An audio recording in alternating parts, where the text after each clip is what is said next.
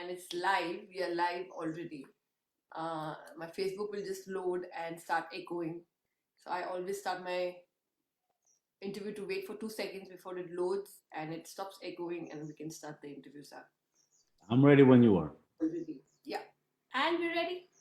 Hi, good morning, everybody. Good morning from India. And good evening everywhere else where people are going to join in. I know a lot of my friends join in. For Zach itself, it's night time right now, and thank you, Zach, for joining in as a cheerleader.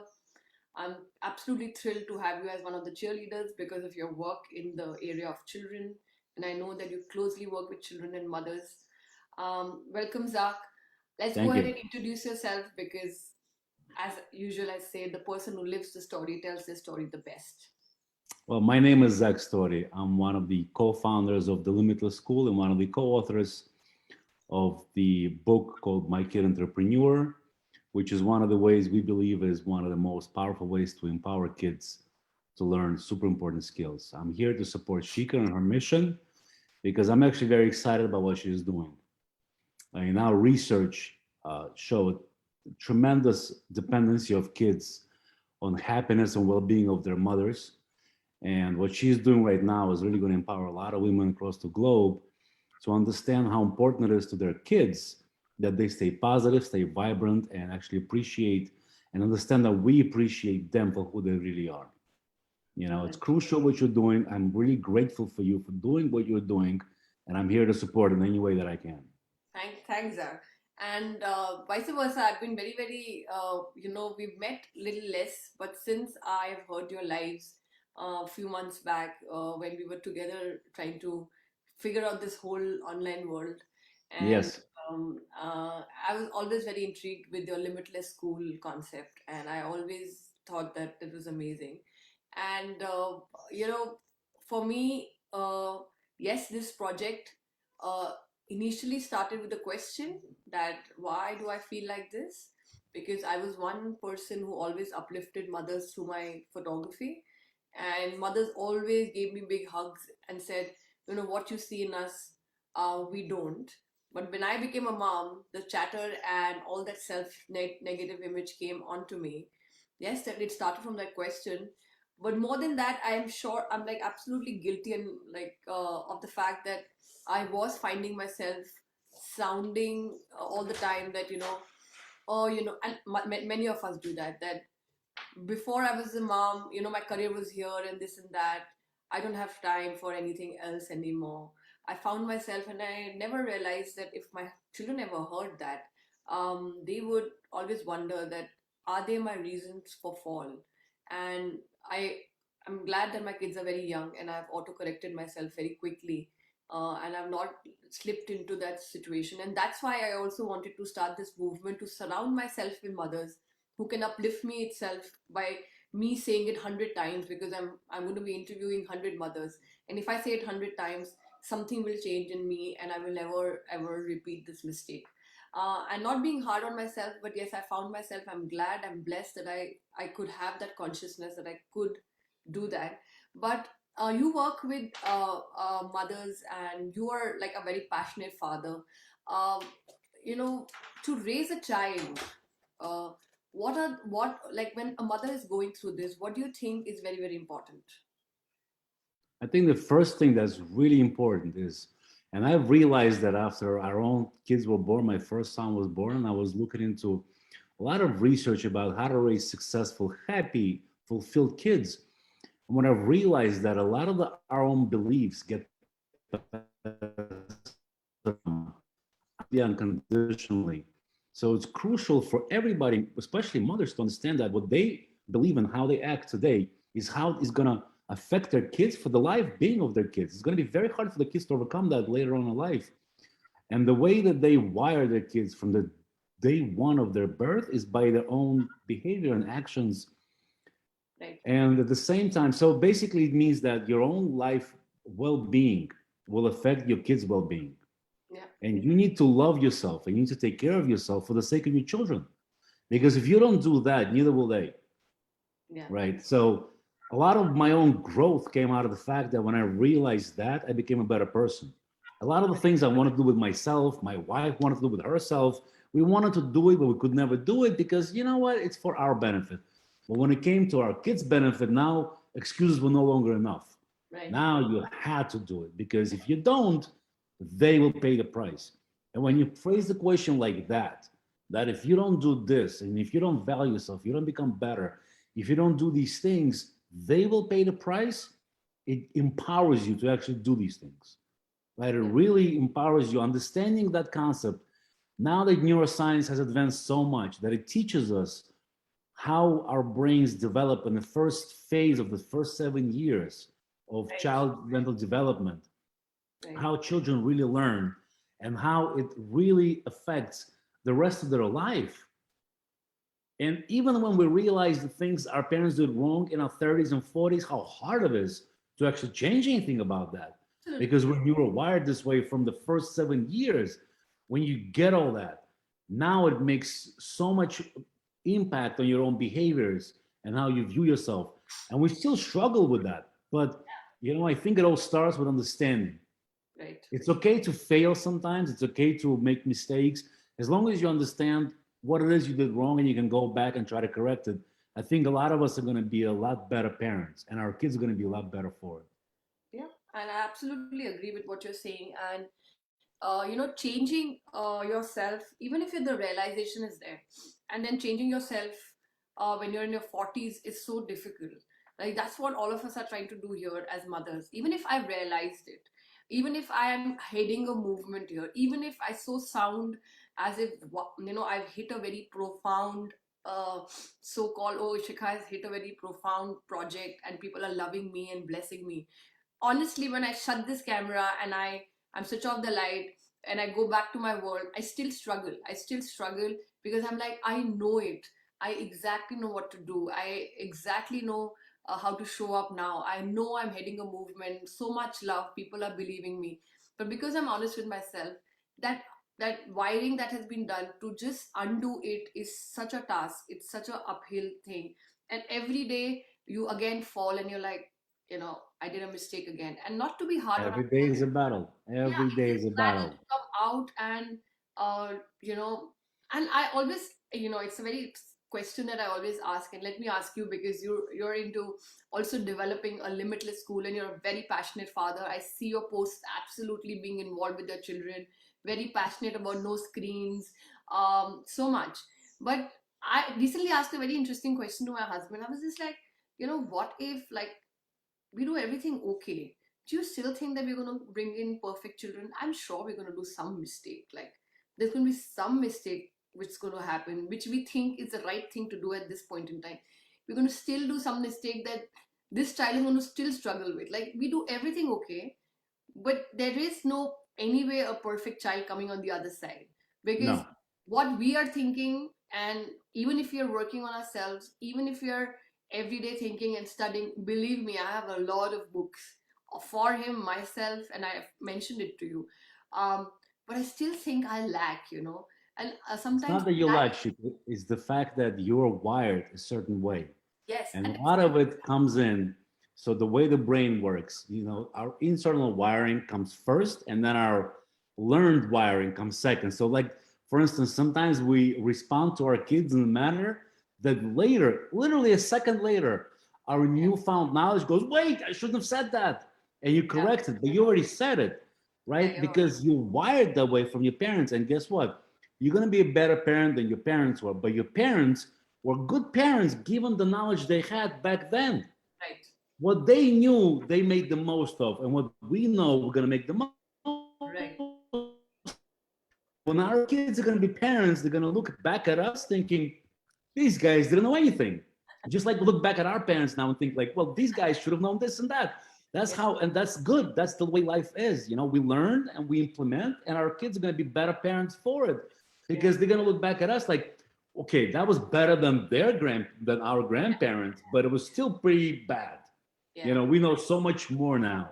yes. Just like I look at my parents now and I look at them, I love them. They gave me so much. But I look at them like, oof, you guys didn't know so much.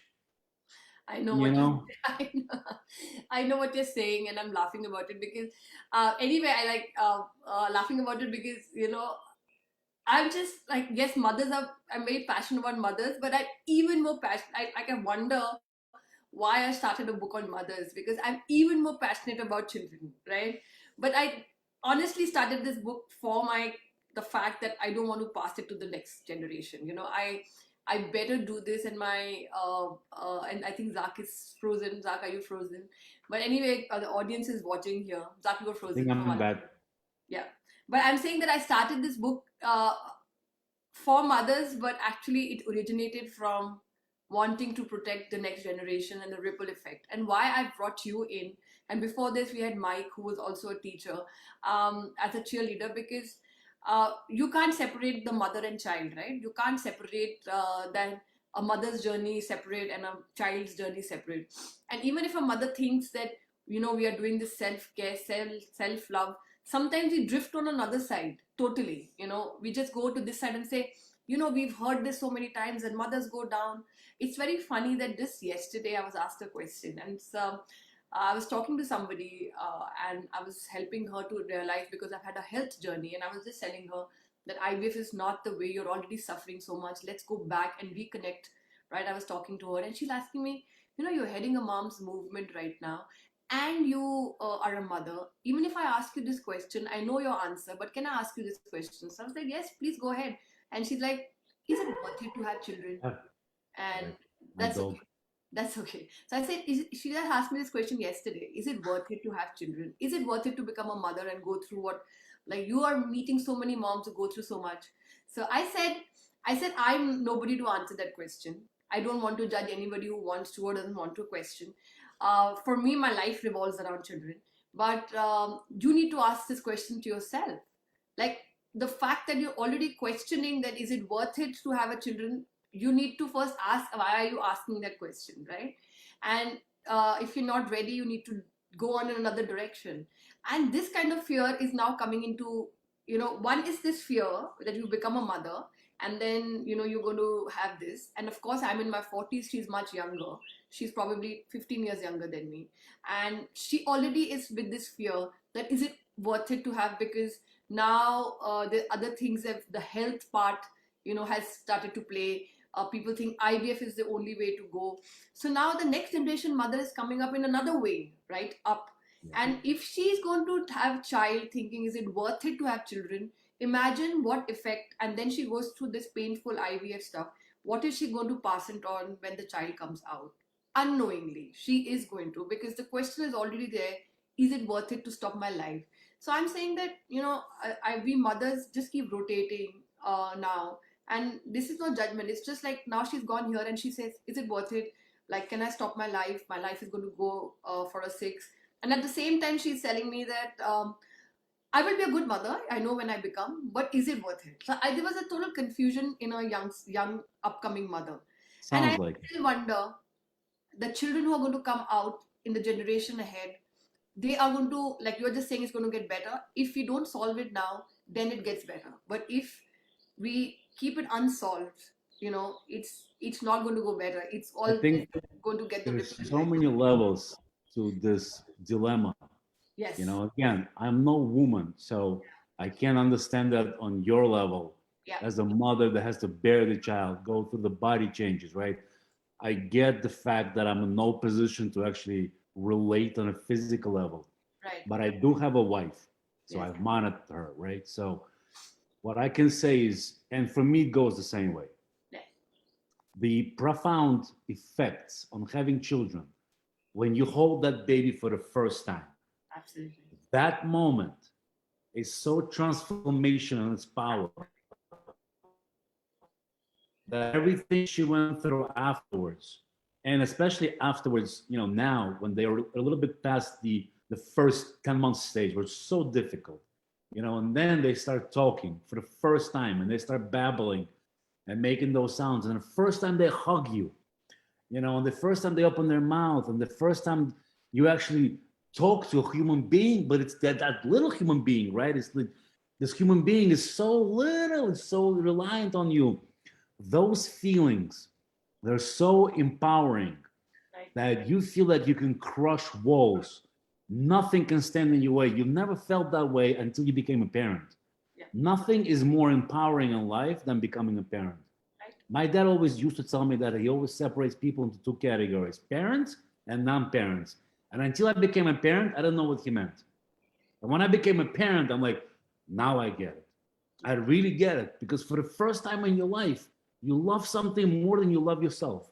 Right. You've never experienced that. No matter how much you love anything in life, your parents or your job or your business, doesn't come even close to the fact how much you love your kids. And for the first time, you realize, if I had to, I'll gladly give up my life for them without even thinking about it. Right. You've never experienced that feeling.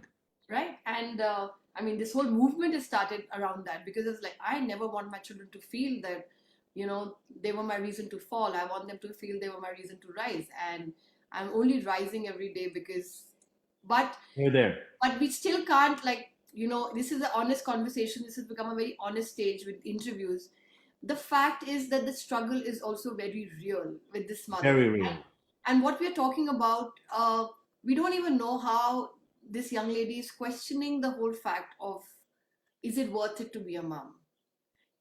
And I don't want to give her the answer, because I'm not coming from her, like, it's just somebody I don't know so well, and I don't want to put another layer of judgment on her and say, how can you say that, it's amazing. I said, yes, it brings its this thing, but she's like, you just tell me honestly. I said, for me it's totally worth it, because for me, I'm called an obsessed mother, and I've recently been saying that I need to do a book on obsessed mothers. I don't know why mothers are called obsessed mothers. So I just want to jokingly, I've been saying that there has to be a book coming out after this on all the mothers who've been called obsessed mothers. And when mothers are working mothers, they are called working mothers. When they're obsessed mothers and home taking care, they're called obsessed mothers. We are always being judged that this way or that way. We are always Yeah. being judged. And the balanced mother, I don't know, does she exist or she doesn't? That itself another is another kind of a thing. Oh, I'm very balanced. I'm neither here. So I think this whole chatter that a mother is going through is totally shaping up the child. And this modern times and post COVID, it's become another level. You know, I'm conscious. I find myself still. My kids are young. Just in the morning today, my like I had a sleepless night, total sleepless night. And I think before this movement, I have so much love. I have Debbie here, I have Francis. All these people keep saying that sometimes you're being hard on yourself. But I woke up and I was so tired, and I just didn't want like one more second of anything. I just wanted to go off to sleep for 40 minutes so that I can just start the day fresh again, right? And before this movement, I always felt even guilty of taking that 40 minutes. That, oh my God, poor baby's just woken up.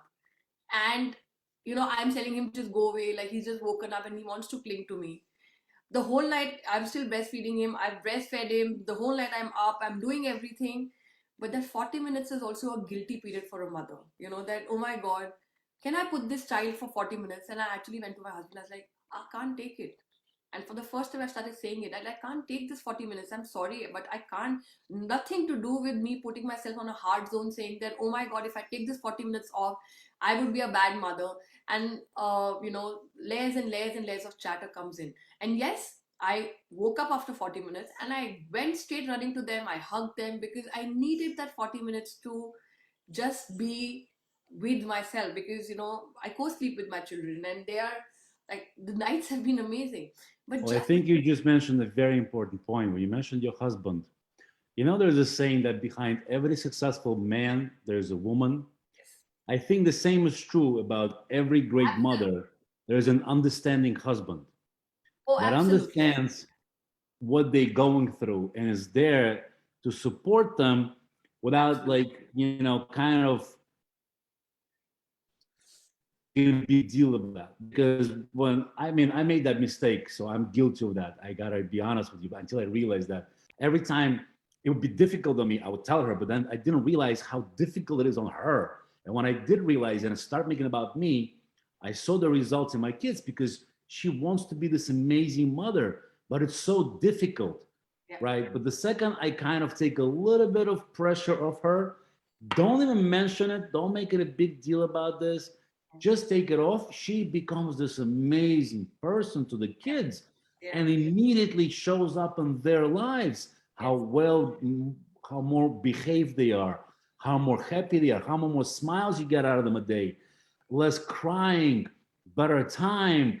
All these things happen, and all the father had to do is understand what the mother is going through Yeah. and try to like pick off on those little telltale signs and Yes. just do it so she doesn't even notice. And it's Yes. hard for us, I think, as men, because for the first time in their lives, like we don't forget the relationship between the husband and the wife, right? We love our wives. We are the men in their lives. Then the child is born, and for the first time, you're no longer the main guy. You're no longer the main person, and it's an Yeah. adjustment, right? It's an Yeah. adjustment that goes like, what just happened? But once you accept it, that it's for the Yeah. benefit of your own child, you're like, okay, that's fine. And then you accept it, and then you start rolling with it, and you start supporting her, but not supporting her without making it feel like it's a big deal. Just support her, seamlessly, so she doesn't feel like she's obligated to you, that you bring in something, right? And all of a sudden, this it changes the whole dynamic, and then you see it in your kids, and then you feel, as a father, you feel so grateful for the fact that you figured that out, because you don't figure that right away. Right away, it's a little shock to you too. You're no longer important. Yeah. Like, what just happened? We've been together for years. Now the child is number one. I'm number three or four or five, depending on how many children you have. And that's the dynamic that men need to appreciate. That the mother needs to be there for the kids first. And don't forget, they're gonna leave soon. Yeah. 15, 16 years down the road, you guys are gonna be back together all yourself. You'll have plenty of time to Yeah. talk it out. But be there for her right now. And that will, these little things, there's no book that'll teach you them. There's no guideline. It's really so unique to every single situation. Every single relationship is so unique in that sense. And every single child is so unique in the demands that they have, Yeah. what they require from fathers. Like right now, my son just turned 7 recently, and now we're going through a dynamic that he needs me more than her sometimes, which I didn't expect already. I'm used to the fact that he's always needing his mother. Now it's like he needs me more, and now I got to make adjustments. So again, we're going through these dynamic changes nonstop as they age, Yes. right? Every little couple of years, there's this whole shift in what they need and who they need more and how to approach that.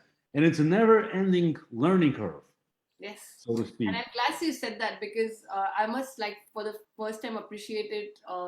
I've never had an opportunity because I've been speaking to moms and the stories have been going somewhere else. I must appreciate that I definitely have a husband who absolutely you defined, who is silently like, uh, and I think he says the same thing. He was guilty at the first time to go through it and one thing. Go outside, I don't know.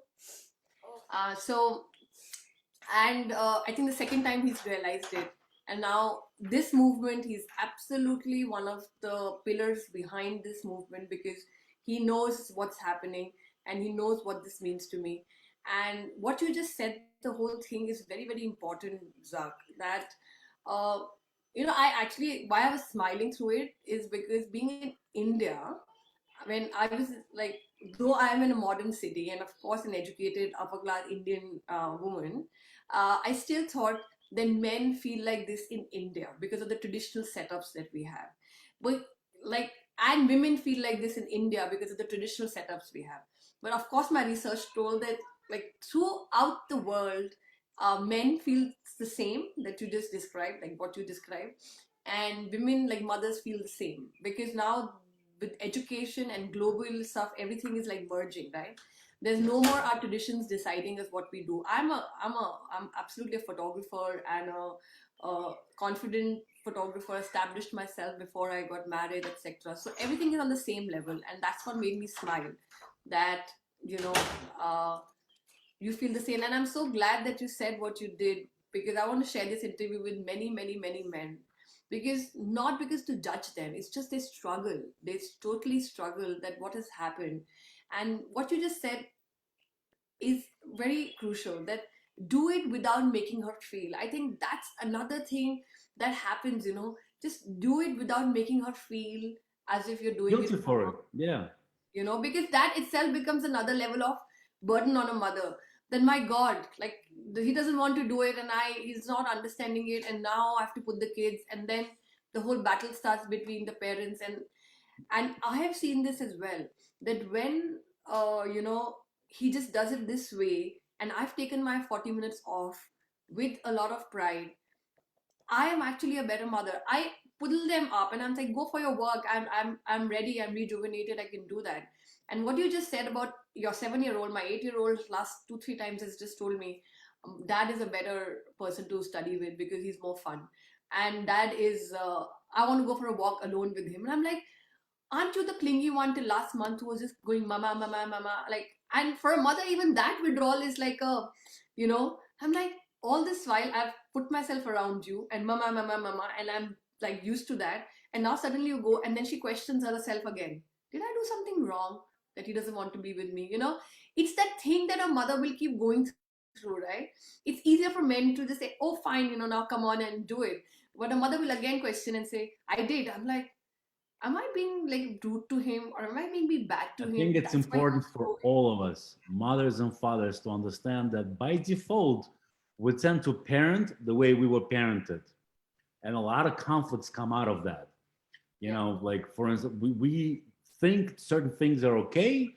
By default, we never thought about them rationally in our new empowered states with our new knowledge. right, We tend to just do them the way we were raised to do them or the way our parents did them. And then when we right, realize that and we try to internalize it, it leads to a lot of conflict right, internal because you don't like it, but you right, keep doing it, right, and at least all this frustration, like what's going on? But at the same time, if we just take our time and step back and lean into neuroscience right. and understand that there's so many tools today that empower us that we didn't know a while ago of, Yeah, that they make us better parents. I'll give you an example. And I know meditation, for instance, is way more popular in India than it is in US or where I come from, Soviet Union, which is not even like a thing at all. But now that we know how meditation rewires your brain, I know for a fact that it makes me a better parent yeah, because on the days where I don't meditate, I'm a lot more of I parent the way I was parented. yeah, On the days that I meditate, I'm a lot more patient, I'm calmer. And then I've learned that meditation actually changes your brain structure, right? We all have amygdala, which is this primitive part of the brain that's responsible for flight or flight. And when we meditate, the gray matter density in that part of the brain decreases, and the gray matter density in our prefrontal cortex is responsible for high thinking increases. So we literally right, become less primitive and more evolved human beings through meditation.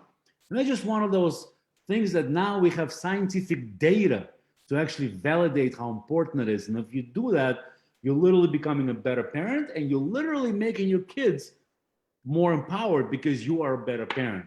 So there right, are tools now available to us that before we used to question, like, is this woohoo science? Is it real? Is it not real? Is there any proof to this? Well, now there's scientific proof that it works. So I think when you learn that, and again, it comes from the place of if I don't do this, my kids will suffer. So now I got to do this. That's how I yeah. started meditating. I like that I view. started meditating from looking at like, well, if I don't meditate, I'm worse parent and they're worse kids. So I'm not meditating for me now. I'm meditating for them. I And like when that. you put it like that, it leaves you no excuse not to. Yeah, And that's the fundamental shift, I think, in parenting today. I'm part of like so many positive parenting groups where I see so many people actually embrace the idea that we can't ignore what we know now. Because if you do that, you're literally now you're ignoring the ways you can benefit your children. right, right. And the same comes to your idea of empowering women Yeah, that you cannot ignore the science. You have to lean in on what the science tells you and what the evidence is for. And when you do that, you're really going to embrace how to empower yourself. And through empowering yourself, you're going to empower your children through feeling good about yourself, through the things that you can do to feel good about yourself, be that meditation, exercise, eating right, talking to the right people. Like, I never even thought about the fact that who I surround myself with has an impact on my thinking until now that there's scientific data for this. I'm like, well, I need to really question who I'm talking to. I didn't really need to surround myself with people that enlighten me and bring positivity to my life. Because if I don't do that, I'm being a bad parent. Yeah. And when I do that, I make myself a better person and make myself a better parent. So I think that pull to be a better parent is such a strong force that for a lot of us that struggled with doing the right things for our own selves, it empowers us to do the right things for their sake. Right. I And I could never get myself into exercising until I had kids. And now that I had kids, I look at it like, well, if I don't exercise, neither will they. Well, that's not good. They have to exercise. So I got to do it because they learn from me, not from what I say. So, like, my dad always told me to exercise, but never he himself did it. So I never exercise. He can tell me all he wants. If he doesn't do it, I won't do it. So understand that. It's not what you do, it's not what you say, it's what you do. right. Right? So if you want your children to act a certain way and learn a certain way, you need to do it, not just say it. Saying it is not going to make them do it because we know now neuroscientifically they learn from observation, not from listening. Yes, yes, absolutely. And um, I mean, you're saying this about meditation and the science and everything. India is the place where it originated, right? All yoga, meditation, etc. But still, it's so accessible to us. It's the next door thing. It's something which is very accessible to us. There is a miss, Zach, which happens, and I'm so glad that you're a cheerleader because you are absolutely aligned yourself. For you, the parenting part has become so important that you literally worship this role of yours so much that you will do anything for it. And before and I'll tell you that before I was a photographer and I was not a mother, I used to still look at mothers and say, why are you guys doing this? Come on, you're so beautiful, you're amazing. Like, see, I've shown you beautifully. I was approaching them with a lot of love, but I was approaching them with an outside view, right? Then I became a mom, and then, of course, like I started viewing exactly what they were feeling. And now that I'm heading this movement, there's another level of understanding coming in. Of course, purposely, I am surrounding myself with all mothers because I want to break this whole thing about why is it happening, and why is it so prevalent in majority means really a majority of mothers. And not from now, I'm also finding it mothers telling me who are in their 60s or 50s that our mother was very hard on herself, on her looks, on her things, right? So it's happening for generations. And now I'm finding that yes, people on daily lives and are fortunate can absolutely adapt this whole thing of meditation. Even that is a very difficult thing to do, but well, we can train them and we can say that come to being grateful, be blessed, and then move towards meditation. But there are so many mothers, which are also struggling with their own childhood. They've not even solved their own childhood before they've become a mother. And even knowingly, unknowingly, first they have to solve that child before they can solve this child or a future child. And by that time, sometimes it's too late. Your children have grown up, and you realize it too late. Sometimes that, my God, and sometimes you don't even realize it that it was that passing that I'm talking about, and it just But keeps on the flip passing. side, Chica, on the flip side, for instance, for me, I didn't resolve my own shortcomings until I had a child. Right. Is the love for the child that was so strong that it pulls you into realization of what's needed to be done, and you become a better person because of the child. And Yes, if you never have the child, you probably never do become a better person. A absolutely. lot of us are actually in this rut of being average, or actually not just average, but like not being our best selves, Yeah. you know, because there's not enough strong force to pull us out of our mundane living. Plus, the easy life, we're quite comfortable. We have a job that pays the bills, and we're miserable doing all this, but it pays the bills. Nobody's starving, right? So we're just going through the motions of everyday life, and then you have this child, and then now the love for the child demands you become a better person. And even though you would not do this for yourself, now you do it for them. Yeah. And that makes you a better person because you no longer allow yourself to slack. Like you said, 40 minutes of sleep you wanted to, but then you think about what your mission is, how important the mission is, and it's like, I got to get up. Yeah. I don't care about lack of sleep. I'm going to get up. The same thing with a child. How many of us have like sleepless nights, with the kids? But it's because of them. The second you're awake enough to realize that they need you, you jump up, Yeah. right? It hasn't been for them. You just roll over and keep sleeping or whatever. But the point is, the second you realize they need you, it's like electric shock. You get up and you do the thing. So I think for all the people that are scared of having children, some of them can lean into the fact that having children is the biggest transformational force you can ever experience. It'll make you a better person. It'll make your life well better. And for me personally, you'll find meaning in your life. All of a sudden, there's meaning. Yeah. Well, before that, I don't know what the meaning was. Was it making money? Was it having a good time? Was it helping friends? Was it being a good son? None of them made any sense. The second I had my first child, it made total sense what I'm here for. Yeah. Like everything just fell into place logically in my head. What's my mission? What am I here to do? Everything was logical. Everything was all of a sudden you sleep well at night knowing your purpose. And that's the most liberating thing you can ever experience, knowing your purpose. And that's why you're my cheerleader, Zach, because I'm just basically pushing you again and again and again in different directions, because I'm trying to also make this interview being watched with many, many fathers, because you can become an inspiration to many fathers who need to get this clarity. This clarity needs to come, that, like, you're almost talking like a mother to me right now.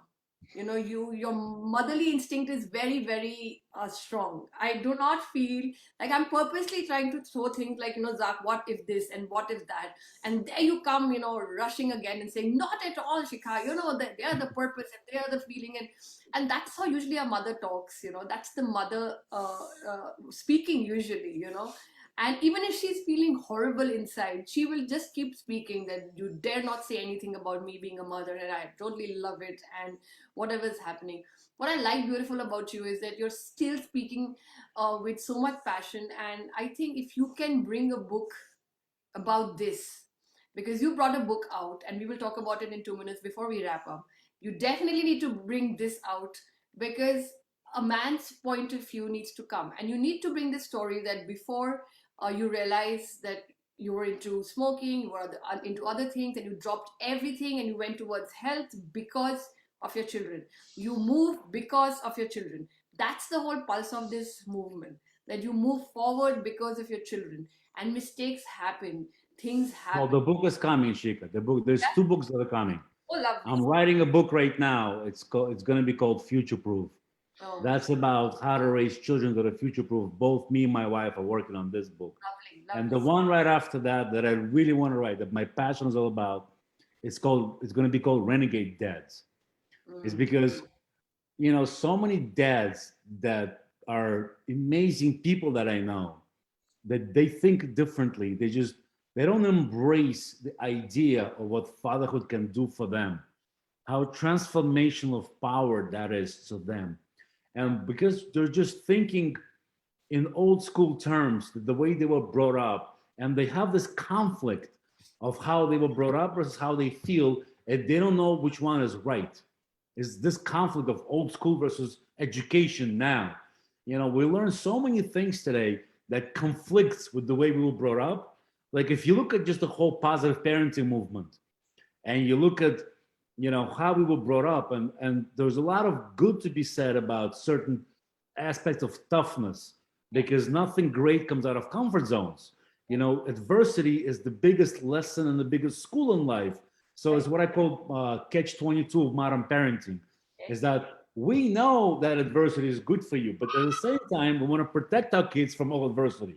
Yeah. Right? So how do we actually bring adversity into kids' lives safely without I love that point. I'm so glad you said that. their lives or breaking their lives? I'm so glad Right. that you said that part. How do you bring adversity to your children's life? Yeah, So that's so that's such a dilemma. Like, I feel that the adversity part is happening, but it's happening not in the right way. How do you bring that in a right way in your children's life, so that they can learn to thrive in a safe environment? And being in and I COVID. think we found the answer. I honestly do. You know what I think the answer is? And this is the reason why we wrote this book. The reason why we wrote this book is because I think the answer is entrepreneurship. Because as a business owner, my entire adult life, right? I realized when you build a business, it never stops with problems. The problems never stop. You're like putting out fires every day. You're learning to accept problems as a way of life, and you no longer get upset at them. You just embrace them, you overcome them. And entrepreneurship for kids is like the best way to actually bring adversity into their life in a responsible, protected manner. Because now you're exposing them to the hardships without it's not really being that hard. It's still being hard on them mentally, but it's not going to kill them. It's not going to break their leg. It's not going to disadvantage them. What it's going to do is going to harden them. It's going to bring resilience, grit, growth mindset. All these things we want in our kids are going to come from the endeavor of building your own business, because that means, and all other things come into play. Talking to adults, learning how to cooperate with people, learning collaboration skills, learning communication skills. You know, so much comes out of trying this very difficult endeavor. And I think there's no better way to complement modern education, which is not so modern. Let's not forget that. One of the reasons we started the Limitless School is when we actually were researching everything about education. And don't forget, I come from an educational background. My father was a school principal. My mother was a teacher of music. And, all my life has been surrounded by educators. And we always talked about the fact that the education is not fitting the modern world. And I never understood what that meant until I had my own kids. And I realized, oh, well, what we're teaching them in schools is not going to be relevant by the time they get to be adults. Yeah. For instance, the entire schooling system is predicated on access, on remembering information, because there was never access to information. You had to remember so many things in your head, which is now almost irrelevant because kids have more information than they ever wanted to or needed to. So the whole process of memorization, repetition is obsolete. But the schools haven't adopted yet. The schools haven't implemented. There's a lot of better schooling than modern schooling, like Montessori schooling, where they teach kids. They no longer segregate them by age. And the results that those are showing. Just look at the three most successful people in the world today: Jeff Bezos, Larry Page, Sergey Brin, the Google founders and the Amazon founders. They all come from the Montessori school of education. Yeah. Yeah. They all do. There was an article in Forbes about 5 years ago. They call them the Montessori Mafia, because the Montessori graduates today control the world. But what's different about those graduates is that they didn't learn schooling the way traditional education goes. Right. This is one of the reasons Elon Musk started his own school. I don't know if you know that or not. So Elon Musk had 5 kids. They used to go to one of the best schools in the world, a private schools in LA that was for gifted children. And he pulled them out of it, and he started his own school. They called it Ad Astra. In translation, means to the stars. And he only started for his own 5 kids and 20 other kids of co-workers at SpaceX. And when they asked Elon, why did you have to start your own school? Your kids are going to the best school in the country. He said that, well, because the entire approach is flawed. There's no need for people to study something they're not passionate about. Not only that, theoretical knowledge does not retain. You need to learn hands-on. Instead of teaching somebody about building an engine, just give them the engine. Yeah. Take it apart, put it back together, and they're going to know it. Right. There's also an American scientist, Richard Feynman, who won a Nobel Prize in physics. There's a Feynman technique that he teaches, which says that if you know something, the way to learn something is to teach it. Because when you teach something, you right away see what you're lacking in knowledge. You go back to the resource material, you pick up that knowledge and teach it again. And once you can teach something, you really know something. And unless you can teach something, you don't really know it. Right. So that's what Elon Musk took into his school. The kids in his school, when they learn something, they got to teach it back to other kids. And through the teaching method, they learn it. So I think all of this needs to become mainstream, incorporated into a broader culture of education. And another amazing thing happens is when you bring it, mothers, fathers, parents, we feel the results way more different. Because a lot of our frustration with parenting comes from outdated, ineffective techniques that really frustrate us.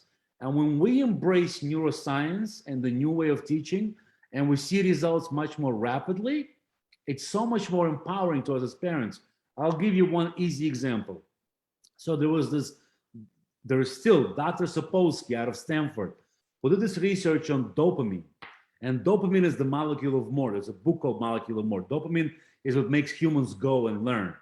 And his research showed something that certain industries knew for a long time. It's called intermittent rewards. That Right. when you reward a person, not right away, intermittently, not always, for something they achieve, the dopamine spikes up 400%. And we want to do more and more of that. Right. When we introduce that concept to our own child, my son today reads every single day, plays chess every single day, that does exercise every single day. All that came out of embracing it and intermittent rewards. So it makes it easy. When you know these scientific facts and you apply them, it makes the rest of the process so much easier that you actually enjoy parenting. Right. Because it used to be so hard to get kids to do hard things. But when you lean into neuroscience, you take advantage of what we know today neuroscientifically, it makes difficult things a lot easier. And I think for a lot of your target audience, the mothers you're trying to help, understanding certain concepts of how to make difficult things easier Yeah. is going to enable them to feel so much better about their journey of being a mother than they ever could experience before. Absolutely. Absolutely. I was about to come to that only, Zach, that I think there's one dilemma of her dealing with herself, and then when she's unable to get success on the children, that's the whole thing which frustrates her even more. And if she can figure this out, a lot of your own frustration, because the whole thing, feeling good about the fact that our children are thriving and they are doing well, it's all right what we went through, but at least they are absolutely in a good space, and that itself empowers you so much, and your self image will definitely get boosted if you do that, right? And I Absolutely. absolutely want this interview, and I'm absolutely thrilled to absolutely select you as my cheerleader, because I think this part of the mother needs to be also solved, and this interview should be watched. We have Melanie, we have Dr. Rosetta Williams, she's an educationist here. We have Kirtana, who deals with children. Melanie is a parenting expert here. We have Kirtana, who's like I totally love her for the way she's raised her boys. I will mark her interview to you, Zach, and the way she's led. Like, I'm totally fascinated with her way she's raised her boys, and she had spiders and she had lizards and she had everything because her boy loved it, and she had things growing like spider webs in her house, because her Interesting. child said that, I love spiders, and I went to his house with my younger one, and he went to the corner, and she said, "Oh, don't go take your child there because there are mosquitoes breeding there." I'm like, "What?" And she's like, "Yeah, there are mosquitoes breeding there because he needs to feed them to the fish up there because he's doing a research." And then, of course, he was told when he was passing out that we are from the batch of Renish, who was basically did a C-sec on a fish to save the babies, Mm-hmm. when he was in Mm-hmm. grade 11th. And he has saved turtles, and he had snails in his bucket when I went to his house. And Kirtana is here. I know how much I like she's saying that, but I'm totally admire her, because I feel that if she was scared of all these things, right? She was scared of lizards, she was scared of everything. And if you can step into the fact that you're scared, and you see that you're making that difference into your child's life so much. And why I'm saying Kirtana again today here, I say it again and again, because Ravi, her husband, is equally part of this thing. Both of them have together done this, right? And Not only that, she's showing her kids an example of how overcoming fears is empowering. And in their own yes, life, they're probably going to feel that on default mode network, how the neuroscientists call it, is that no matter what you see in life, no matter how frightening it is, if you just lean into that and face it and overcome it, it stops being fearful. It stops yeah, scaring you. She's right yeah. now, by her own example, the lady you just mentioned, is showing her own kids how by She's doing already that, told. he's already passed out now as a in a veterinarian school in the US. So like she's the kid is all grown up, and both the husband and wife have together, and she mentioned what you've been mentioning, that he was very supportive. They decided that their children should sleep on time so the mother can get rest. Things were happening together in a united way, and that's what brought so much joy, because she was a very joyful mom, bringing it like whatever the child needed to be. And she trusted her child at the age of 6 or 7 when he started doing these things, rather than saying, what are you bringing to this house, not allowed. And I remember Jane Goodall, who I'm very very inspired by. Like, I'm very inspired by her since I'm a kid. I so want that she should send a forward, and I'm putting it out again and again, that she should send a forward for this book. When she started one of her documentaries, and she said that when she was a kid, her mother was a very strong influence in her life. And when she was a kid, she had brought these snails. She dug up these snails and she brought them and put them in her crib when she was all of 1.5 or 2, you know. And she was put them under her pillow because she loved them, and she can cut them under the pillow, and she put them under the pillow. And her mother saw it, and her mother just picked up the thing, and she just, rather than screaming at her, rather than telling her, "What are you doing, Jane? Like crazy, this is not to be here," she just said, do you think they will survive here? They will not live here. They're not happy here. Why you brought them here? Let's take them back and put them where they're happy and play with them where they are happy. So that was her first ever love for nature, because her mother brought that nature in for her, rather than saying, you've just dirtied the whole thing. I just cleaned it up. What have you done? And then second time her incidence was, she was in a farm, Zak, and that farm, she got lost. She was visiting in a farm, and she totally got lost. And of course, there were no phones and etc. there, nothing there. And she was lost in the sense, she was not lost. She was very inquisitively just hopping into the farm doing things. And for her mother, she was lost for almost 5 hours.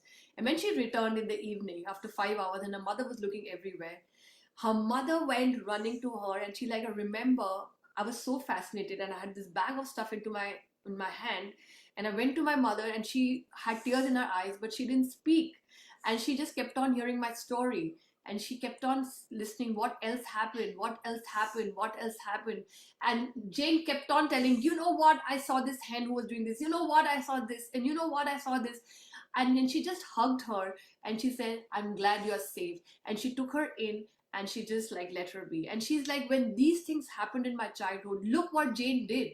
She went ahead and she saved chimpanzees, and she did it at the time when even in her country women were not allowed to live like that and just be in a forest. And and that inspired me, because again the mother's role became, the mother could have destroyed this forever. And that's why I love Kirtana, because she could have destroyed this forever and said, no lizards in the house, and no mosquitoes in the house, and no experiments, and no snails in the house. What are you doing, and there it One was. of my favorite examples of that is there's this scientist in the United States. He heads up the Museum of Natural History in New York City, where I used to live up until the pandemic.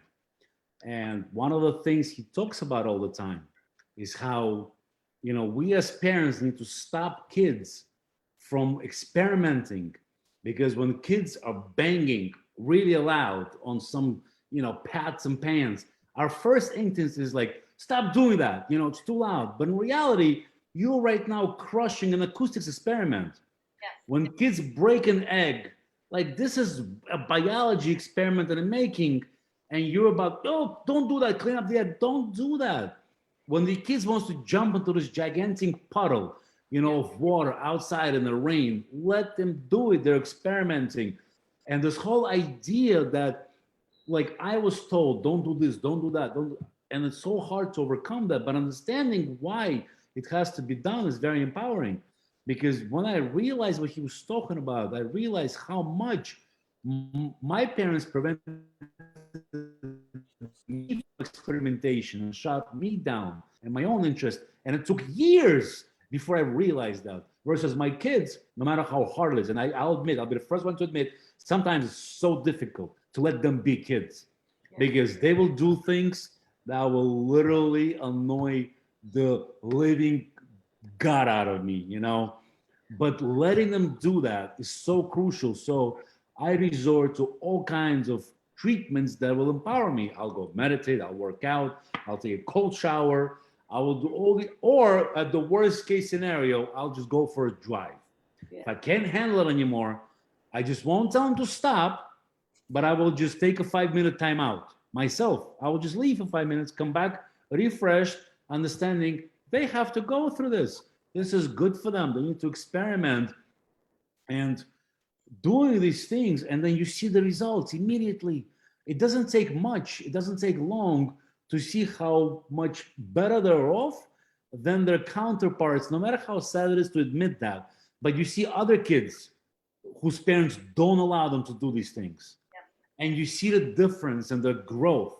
And you see the difference in how well, way more adjusted your kids are versus those kids whose parents don't allow them to experiment, who keep doing the old school education with timeouts and punishment and discipline.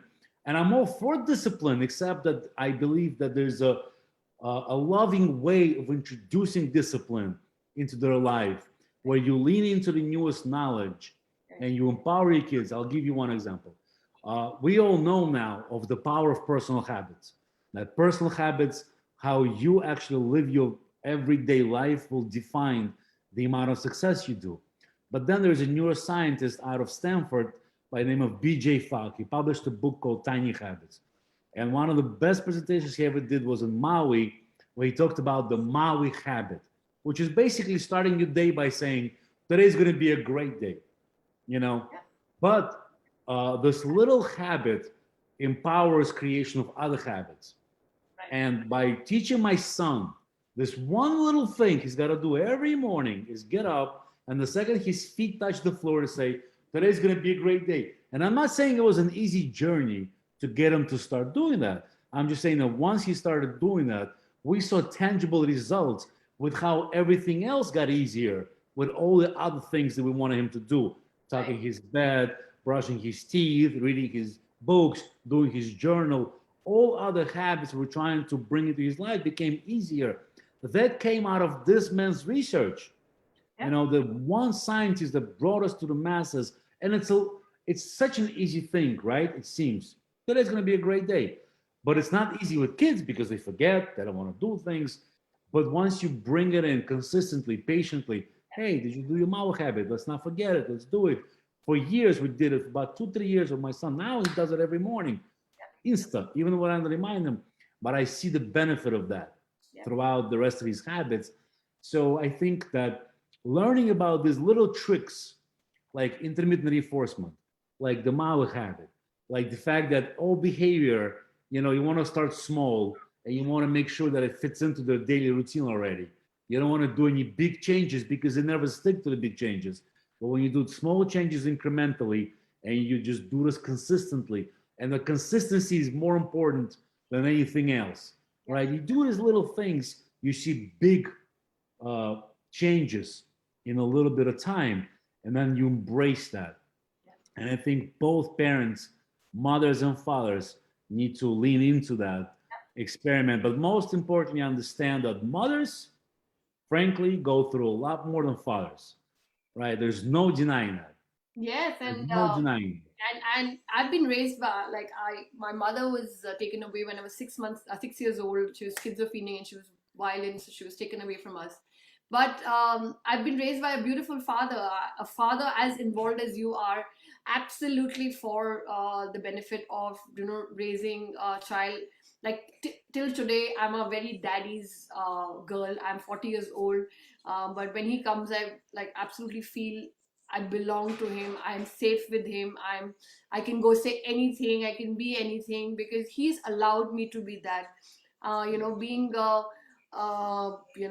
India's first baby and child photographer, being in a joint family, and me the only one breaking out, going in a co-ed school, going ahead and just like doing many things that my father always said yes. And that's the thing. I did very, very dangerous things. There's another day to talk about it. I think we can go on and on. And then he was always yes to it, though he said the dangerous ones he did it with me. And as a photographer, I did go to dangerous places, and he said, fine, you can do it, but I will be with you. And he dropped his work, he dropped everything and made me who I am today. So I'm absolutely thankful. There has to be a series on fathers because I'm totally obsessed, and I'm absolutely grateful for you being here with this passionate My talk. pleasure. I can go on and on and on, but we need to.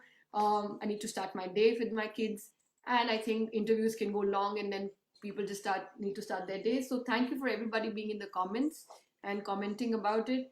And Zach, thank you for being here My for pleasure. Thank you mothers for having me. and supporting them, because this talk itself uplifts a mother. If she can figure out this talk, and if she can find this kind of a passionate talk, and she can figure out that it can be done together, and if some dads can get inspired and say the miss is not that she's gone crazy since she's become a mother, but the miss is that she just needs support. She just Yeah. needs that support, and not by being put because I'm doing a favor to you, but she needs the support to raise our kids, and this is our kids, and we need the support. If this itself can be brought in, and mothers going through whatever they're going through, and then this book can become that friend to that mom, where both of them can sit together and see these 100 moms did it, I think we would have achieved a lot from this book. And I am very, very glad that instinct wise I chose you as one of the cheerleaders. We're going to have more conversations soon, and I think we're going to bring in all the cheerleaders together and have a conversation, because I wanted to also give the break from talking about the pain of a mother, because we've had some painful conversations as well, and I just wanted the mothers and the audience to hear another part of a mother, which is a child and a husband and a father, which is also very integral part of her life. And thank you for being there as a cheerleader, Zach. And we shall, your book is there. Please show your book again. And we're going to put the link for your book here. And people who want to Okay. look at You the just book, won the Book of the Year award in the United States. yeah, it just won the Book of the Year award. So we're very proud of Zach's book. I'm going to put the link here in your interview, and we're Thank going to you. share this interview anyway. I think the first share is going to my husband, because, and the second one's going to my father. And then let's see if all of us can. Um, yeah, Kirtana Singh, fabulous interview, boosts the mom's energy. So thank you, Zach. My Don't go pleasure. off. Thank I'm you. going off live, and I somehow can't go live because there's a post-it in front of it. I couldn't see it, and stop live stream. Take care. Bye.